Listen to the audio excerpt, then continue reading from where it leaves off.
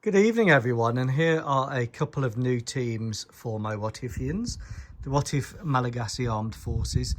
And what do we have here? Well, we have a couple of route clearing teams. Now, most of my Malagasy Whatif vehicles are of the protected mobility type, such as the Guardian ASV or the MRAPS.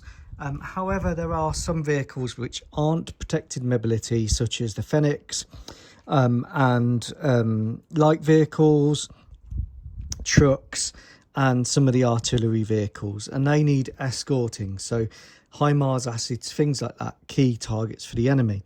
Now, NATO, I think, is forgetting a lot of the lessons it learned the hard way in Afghanistan, but the Malagasys are not. So they have some route clearing teams available for each of their MAGTF, Malagasy Air Ground Task Force battle groups, brigades and companies.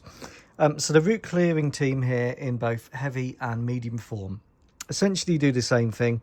The Malagasys plan to operate quite dispersed. Now that gets more difficult if you're engaging in counter-insurgency operations, and that's a lot of the Malagasy operations in Africa will involve going through restricted terrain and or going through places where insurgents could plant IEDs. And then we have to consider in conventional war as well, you have a phenomenon of remote mining where MLRSs and that kind of stuff can be used for remote mining.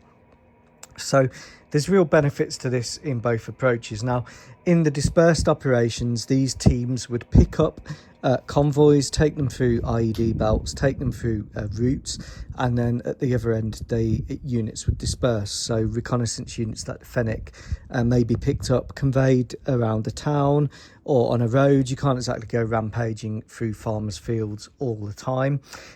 Constricted movement areas, etc. So essentially, the front two vehicles are IED jamming equipped mine roller vehicles. So we've got a British Pearson engineering one from S&S Models, and then a ISIS 3D printed Maxx Pro with the Spark mine roller.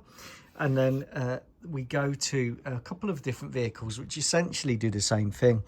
So this is a Buffalo MPCV mine protected clearing vehicle. The British have already discarded theirs.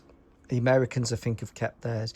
But this uses a crane to probe areas where there could be IEDs, hidden explosives, unearth them, plant explosives, and blow them up. And drones and FPV drones have really evolved a lot since these vehicles were in service.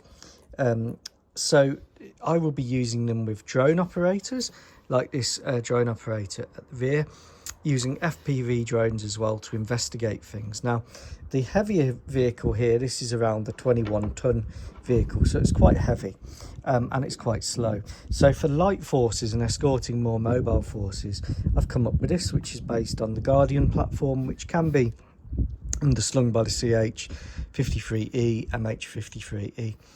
This uses a drone system here, so 6 drones. You have the FPV drone, you have a mast which you can mount on this extendable rod to do route surveillance, and it can even have a sensor up there to give more coverage.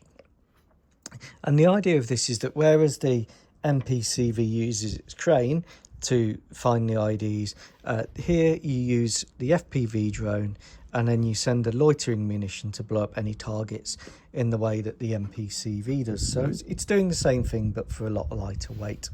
Last but not least, we have an escort vehicle. So whilst the convoys would have their own firepower, whilst units like the Fennec would bring their own firepower, there is another vehicle acting as follow-up to the 2 main clearance vehicles, and they provide overwatch and protection, and here that's an MATV.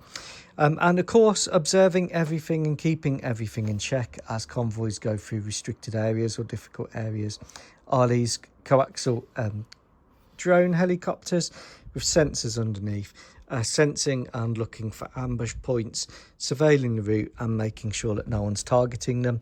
If they do suspect an ambush point, maybe people hiding in bushes, maybe people hiding in a waddy, a drainage ditch. Well, the development of FPV drones really is used to get in there and find out what's happening, and then if they need to, they can reconnaissance by fire as well. So a number of options, and they can even stick some loitering munitions and pop some drones in there. So route clearance team, this would be operated probably by someone at the forward operating base, but could be operated using AI from one of the vehicles. So there you go, route clearance teams. Take care. Goodbye.